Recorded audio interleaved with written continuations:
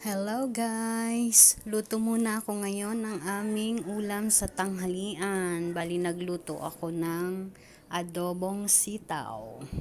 So ayan. Kaya gulay at isda lang muna ang aming ulam ngayon kasi bawal pa ang aking tatay kumain ng mga karne. So wala munang meat sa aming bahay.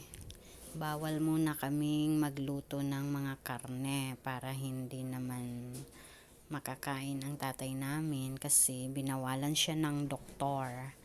Under medication pa siya ngayon, so kaya ito, gulay lang muna tayo. So ayan, luto na ang aking sitaw. Then paparisan ko yan ng pritong daing na bangos.